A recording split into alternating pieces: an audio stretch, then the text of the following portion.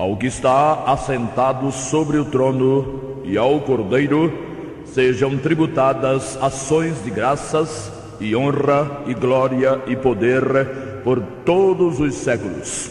Missão Evangélica Boas Novas. Programa Boas Novas. O que jamais passou pela mente de pessoa alguma em toda a história do gênero humano, salvação eterna, vida eterna de graça, sem participação humana nenhuma, é o que pregamos, porque é isso que significa o Evangelho da Graça do Senhor Jesus.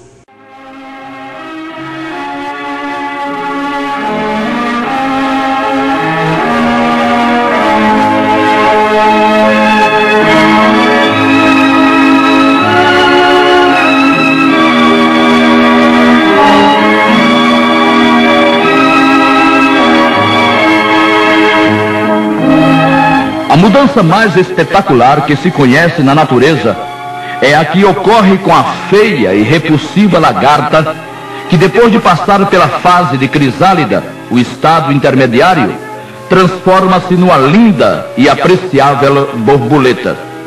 Quase nunca ninguém se dá conta de que uma formosa borboleta com asas simétricas, voo gracioso e cores vibrantes já foi uma repelente e asquerosa lagarta. É seguramente a metamorfose, a transformação mais digna de nota e de registro em todos os reinos da natureza. Contudo, a Bíblia, a palavra de Deus, revela uma metamorfose, uma mudança infinitamente mais importante, mais bela e mais duradoura, pois é eterna. Assim está escrito: se alguém está em Cristo, nova criatura é. As coisas velhas já passaram, eis que tudo se fez novo. 2 aos Coríntios 5:17. Isso é mais que tudo, e nada se compara a isso. É o suprassumo da felicidade, das trevas para a luz e para sempre. Glória a Deus. A afirmação, contudo, começa com a conjunção subordinativa se, que requer um minuto de atenção, pois ela é determinante. Não é qualquer um que é nova criatura, só é quem está em Cristo.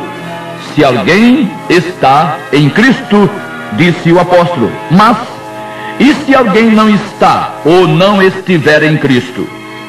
Vivemos e somos de um país cujas religiões e cujos religiosos, em sua grande maioria, divulgam e repetem o nome de Jesus para cima e para baixo o tempo todo. E pretendem todos, só porque repetem o nome do Senhor, que isso os faça estar em Cristo. Já que tanto gritam o nome de Jesus, já que tanto o mencionam, quer-lhes parecer que mereçam, por conta disso, a aprovação de Deus. Mas o se, usado pelo apóstolo Paulo, se alguém está em Cristo, tem ação subordinativa, exatamente para determinar a diferença entre quem realmente está em Cristo e quem apenas o conhece de nome. Muitos, efetivamente, conhecem o Senhor Jesus. Alguns o conhecem como o grande e insubstituível amigo que os capacita a guardar, a observar os mandamentos da santa e perfeita lei de Deus.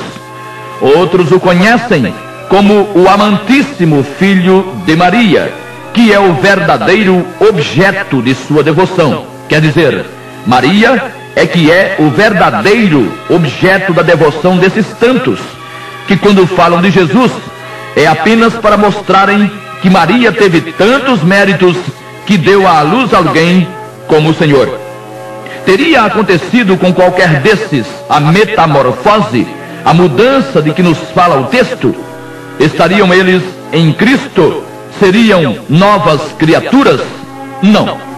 Nem eles e nem tantos outros que cantam hinos a Jesus e que o consideram como o maior dos homens, mas que jamais se sentiram incapazes e indignos da salvação.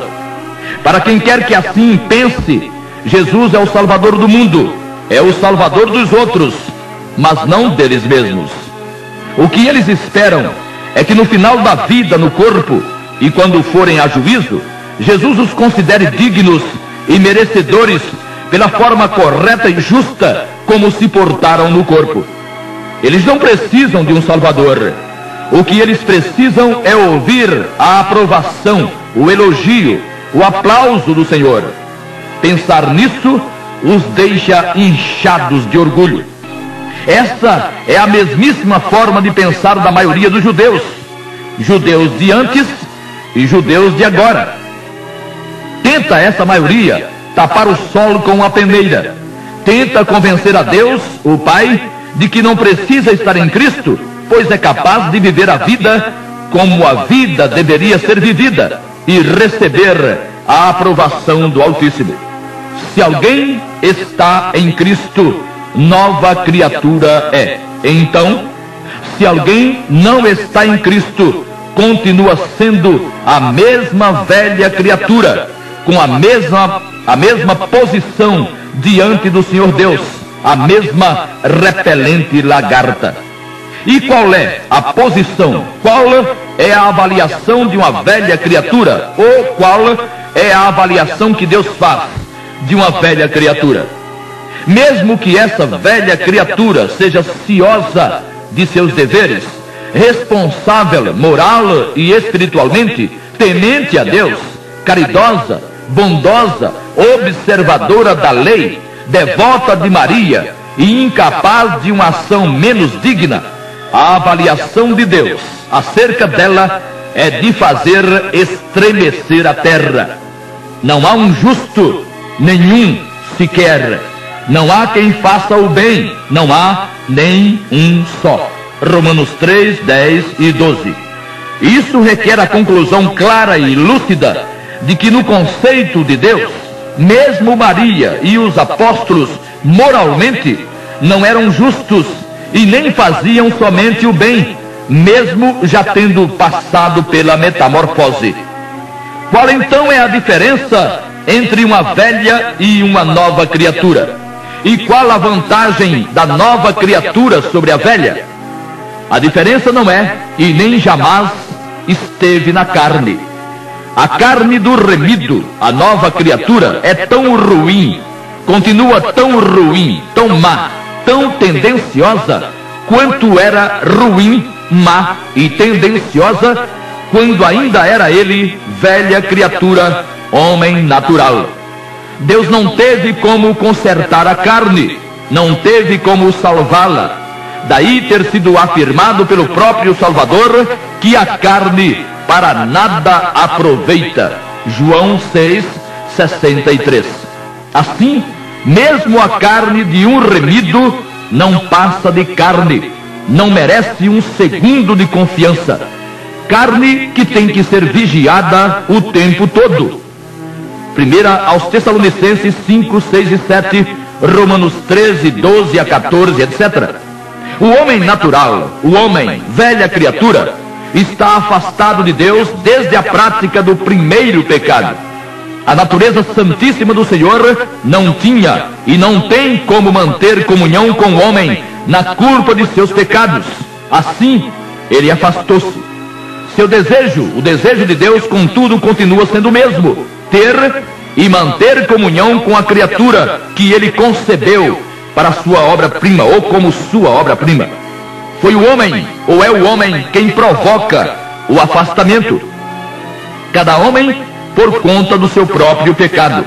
Nada daquela velha história de que foi o pecado de Adão que condenou todos os homens.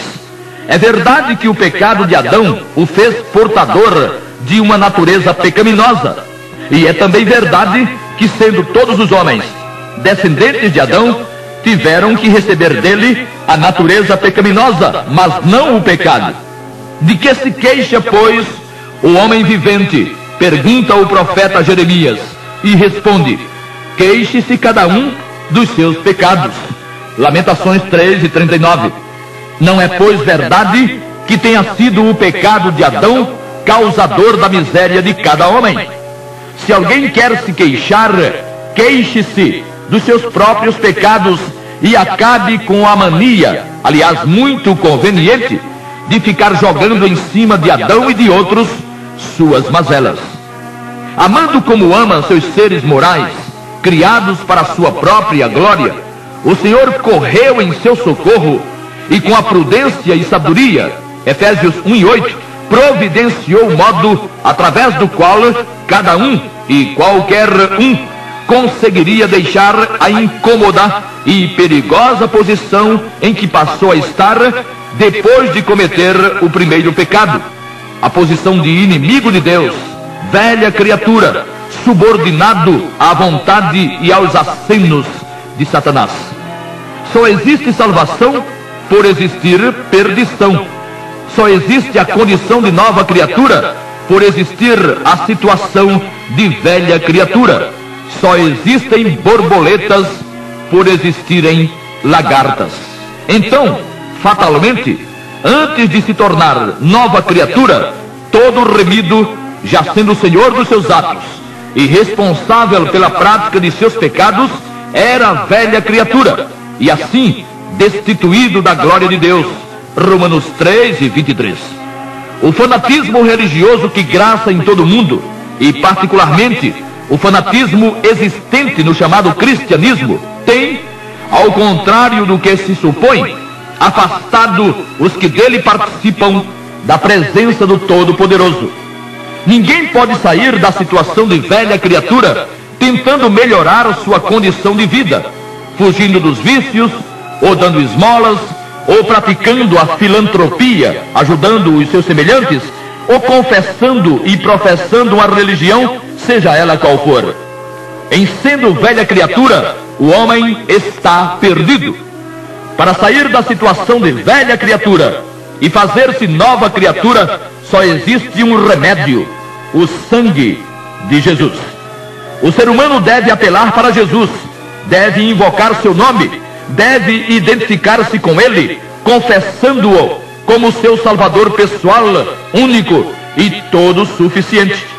Enquanto assim não fizer, permanecerá na posição de velha criatura, e sendo velha criatura, não está em Cristo, e não estando em Cristo, está em trevas, continua sendo a repelente e asquerosa lagarta.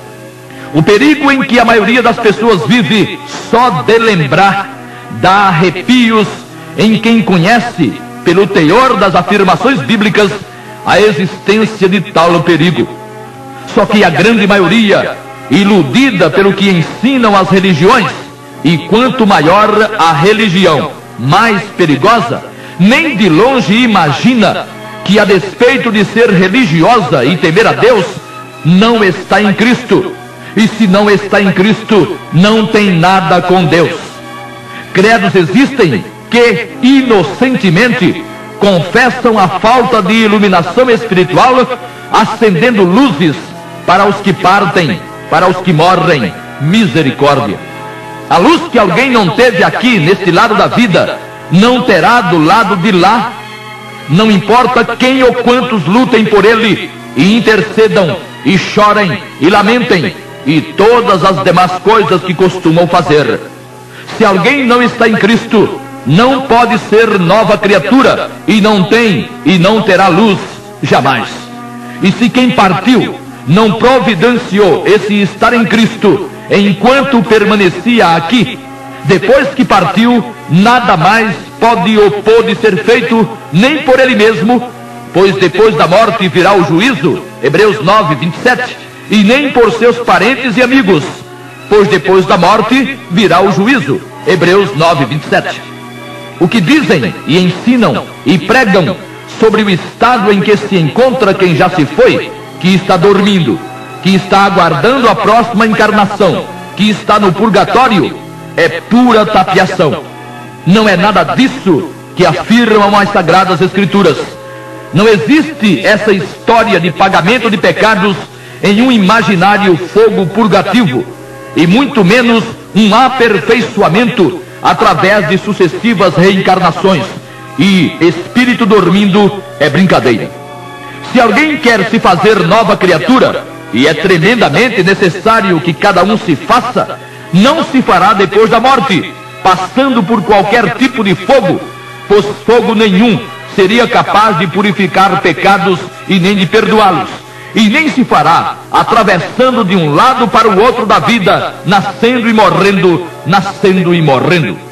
Só se é nova criatura estando-se em Cristo, e só se está em Cristo depois de invocá-lo como Salvador, por se ter decidido e confiar no poder e na eficácia do seu sangue precioso.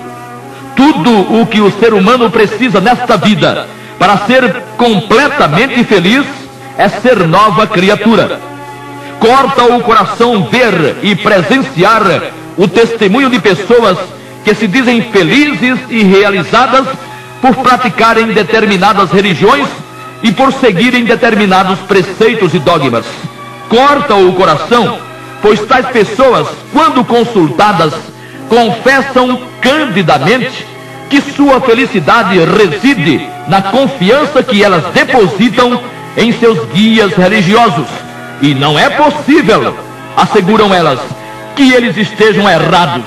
Estudaram tanto tempo?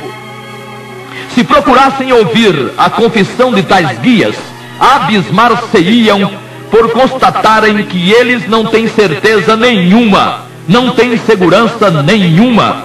Tudo o que eles têm é a esperança de que o que ensinam e pregam esteja correto, porque se não estiver, eles serão os primeiros perdidos, reconhecem. Custa acreditar que pessoas sérias e inteligentes se abandonem assim, irresponsavelmente, nas mãos de outras pessoas tão destituídas de certeza quanto elas, no que diz respeito à eternidade. Não acontece assim com os remidos. Os remidos são novas criaturas. Não são novas criaturas na carne, como demonstram as Sagradas Escrituras. Remidos pecam, não deviam, mas pecam.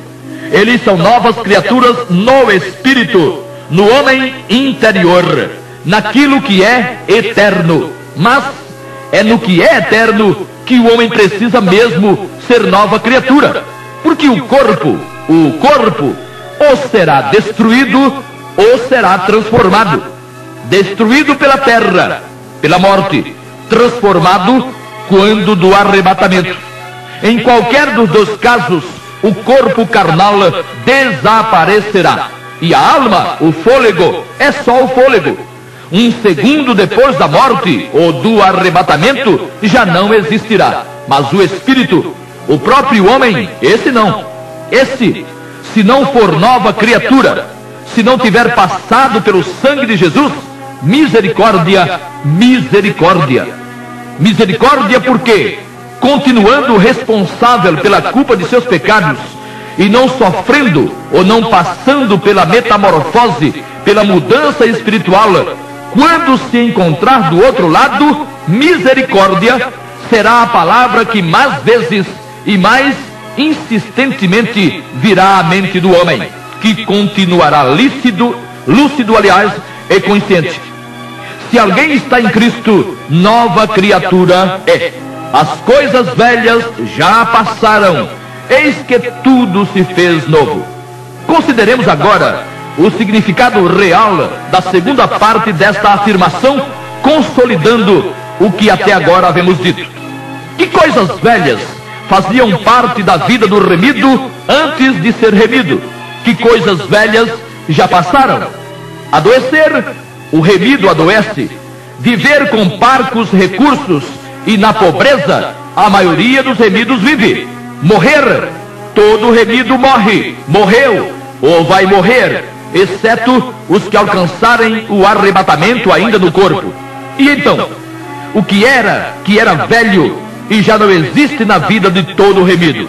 Era velho na existência do remido aquilo que continua existindo na vida de quem ainda não é remido, mas que jamais pensa existir, como não pensava que existisse qualquer remido antes de ser remido. Ou seja, ninguém imagina que que esteja afastado de Deus e sem paz com Ele, confessando e professando uma religião que nele fala. Quem quiser, é só fazer o teste. É só perguntar a qualquer religioso o que é que ele pensa que acontecerá após sua morte. Ele vai responder, porque foi assim que aprendeu lá com seus guias e mestres, que sendo uma pessoa temente aos poderes divinos, e é provável que ao dizê-lo tire o chapéu, aguarda com esperança que a bondade do Altíssimo lhe reserve um bom lugar.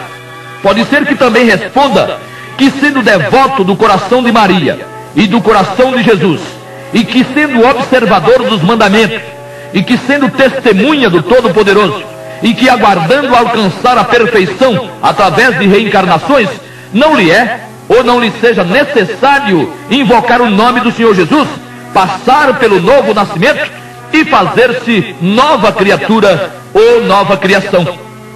Desconhecendo o real teor do plano do Senhor Deus para a salvação dos homens, tais pessoas, sinceras sem dúvida e bem intencionadas também, vão continuar sendo velhas criaturas, vão continuar sendo lagartas. Homens e mulheres de excelente caráter, imperfeitas é claro, mas lutando tenazmente para viverem vidas justas e dignas, abstendo-se até de coisas lícitas, como o casamento, por exemplo, não se dão conta e não admitem que continuam sendo velhas criaturas, mesmo velhas criaturas dóceis e pias. E sendo velhas criaturas, não estão em Cristo. E não estando em Cristo, então estão em quem? E irão para onde ao deixarem o corpo? Fizeram-nas acreditar que suas religiões darão um jeito, que haverá uma saída em algum lugar e em algum momento da eternidade. Tudo engano. Quem não invocou o nome do Senhor Jesus, reconhecendo-o como seu único e todo suficiente Salvador, por mais que deseje, por mais que busque, por mais que se esforce, jamais passará de velha criatura, um repeteco, um replay de Adão, uma cópia de Adão, que todos se lembram, foi expulso do Éden logo após a prática de seu primeiro pecado. Gênesis 3, 23 e 24. A condição de Adão é a mesma condição de todo ser humano logo após praticar seu primeiro pecado. É expulso do reino dos céus. Enquanto era inimputável, quer dizer, enquanto não era responsável por seus atos e não tinha o completo uso da razão e da volição, fez parte ou fazia parte do reino dos céus. Mas em pecando, e só peca alguém quando já tem total e absoluta consciência do que faz e das implicações decorrentes daquilo que faz, em pecando, é transferido do reino dos céus para o reino daquele cuja vontade foi praticada, o diabo. É agora uma velha criatura, no corpo, na alma e no espírito. O corpo e a alma vão ser desfeitos, tudo bem. O problema, como já vimos, o grande problema da velha criatura está no espírito. O espírito é eterno. Repetiremos isso ad infinitum, para sempre. Ad infinitum, para sempre. O espírito é eterno, não dorme, não morre, não pode ser desligado. E enquanto as coisas velhas, como a culpa do pecado, forem mantidas com a criatura, ela será uma velha criatura. E a velha criatura não está em Cristo, portanto, não foi reconciliada com Deus. Não tornou-se em linda e admirável borboleta. Aí está o que é ser nova criatura. É ser reconciliado com Deus. Desde a prática do primeiro pecado, o ser humano brigou com Deus, pois resolveu pecar, e o pecado teve origem em Satanás. Quando pecamos, ou quando alguém peca, querendo ou não, ele está obedecendo ao inimigo e desobedecendo a Deus. E quando uma velha criatura reconhece essa sua condição e apela para o sangue de Jesus e invoca o precioso nome, mesmo continuando a pecar, pois ninguém é inocente ao ponto de afirmar que não mais peca, é imediatamente reconciliado com Deus. Deixemos que o apóstolo fale. Se alguém está em Cristo, nova criatura é. As coisas velhas já passaram, eis que tudo se fez novo. E tudo isto provém de Deus, que nos reconciliou consigo mesmo por Jesus Cristo e nos deu o ministério da reconciliação. Segundo aos Coríntios 5, 17 e 18. Note-se que foi Deus mesmo quem teve que providenciar a reconciliação. E não se reconcilia amigos, senão inimigos, desafetos, adversários. O homem, o ser humano, em seus pecados, grandes ou pequenos, visíveis ou invisíveis, é inimigo, é desafeto, é adversário de Deus. Quer concorde, quer não. Quer aceite, quer não. Mesmo os mais religiosos, quando creem, ou melhor, quando creem, quando pregam e quando ensinam o que não é realmente a verdade bíblica, estão pecando. E pecando da forma mais terrível, pois perverter a palavra de Deus é colocar erros e enganos em sua boca, e isso vai sair muito caro. Não existe ninguém, jamais existiu, que não tenha precisado ou que não precise ser reconciliado com Deus. E a reconciliação só é e só será possível através do sangue de Jesus, que só atua, que só age no espírito de quem, de moto próprio, por livre e espontânea vontade, invocar seu bendito nome. Ninguém jamais teve os benefícios do sangue do Salvador apenas por falar nele e dele, por exaltar-lhe as qualidades, por enaltecer-lhe o caráter. Para ser reconciliado com Deus, o pecador, e todos o são, precisa apelar para o sangue do Cordeiro Eterno, depois de reconhecer sua própria miséria espiritual e moral. Porque enquanto pensa que é alguma coisa e que vale alguma coisa, o homem vai empurrando a decisão na perigosa ilusão de que terminará conseguindo ser salvo por si mesmo. Caro ouvinte, não entre nessa.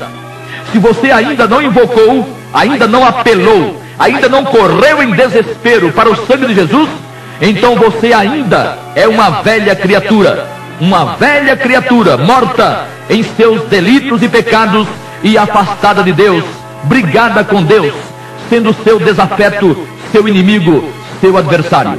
Você não quer isso, quer? E então, venha para Jesus, invoque seu nome e estará tudo resolvido, e resolvido para todo sempre. E que o Senhor a todos abençoe